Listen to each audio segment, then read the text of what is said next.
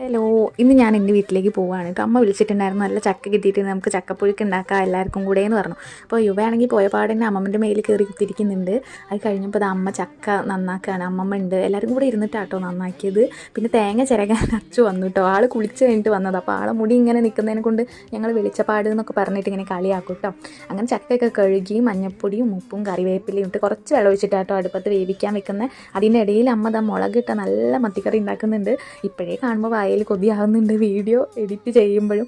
അത് കഴിഞ്ഞപ്പോൾ അതാ ചിന്നു അതിൻ്റെ ഇടയിൽ വാഴൻ്റെലൊക്കെ വെട്ടി കൊണ്ടുവരുന്നുണ്ട് കേട്ടോ. പിന്നെ ഞങ്ങൾ എല്ലാവരും കൂടെ ഇരിക്കുമ്പോൾ ഒരു എന്താ പറയുക, എല്ലാവരും ഇങ്ങനത്തെ ഫുഡൊക്കെ കഴിക്കാൻ വേണ്ടി വരിക എന്ന് പറഞ്ഞാൽ തന്നെ അതൊരു ഭയങ്കര സന്തോഷമല്ലേ.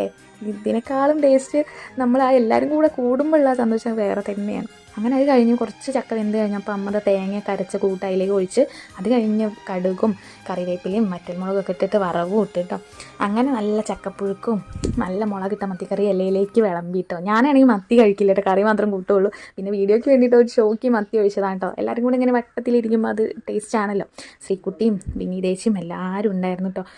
അപ്പം ഞാൻ ആരോടെങ്കിലും കഴിച്ച് കാണിച്ച് തരുമോ എന്ന് ചോദിച്ചപ്പോൾ ചിന്നു പറഞ്ഞു ഞാൻ കഴിക്കാമെന്ന് പറഞ്ഞിട്ട് ആൾ കഴിച്ച് കാണിച്ചു തരാം കേട്ടോ. നല്ല ടേസ്റ്റ് ഉണ്ടായിരുന്നു സത്യം പറഞ്ഞാൽ. ഒന്നാമത് മഴയും കൂടെ ആകുമ്പോൾ എല്ലാവരും കൂടി ഇരുന്ന് കഴിക്കുമ്പോൾ നല്ല ടേസ്റ്റ് ആണല്ലോ. മഴയത്താണല്ലോ എന്തെങ്കിലുമൊക്കെ കഴിക്കാൻ വേണ്ടി തോന്നുക. അങ്ങനെ ഞാനും കൂടെ കഴിച്ച് നോക്കിയിട്ടോ, അടിപൊളി ടേസ്റ്റ് ആയിരുന്നു. ഇപ്പോഴും എനിക്ക് കഴിക്കാനുള്ളത് തോന്നുന്നുണ്ട്. അങ്ങനെ ഞങ്ങളെല്ലാവരും കൂടി ഇരുന്ന് കഴിച്ച് അതിൻ്റെ ടേസ്റ്റൊക്കെ ആസ്വദിച്ച് അത് കഴിഞ്ഞപ്പോൾ ഞാൻ വൈകുന്നേരം വീട്ടിൽ പോയി.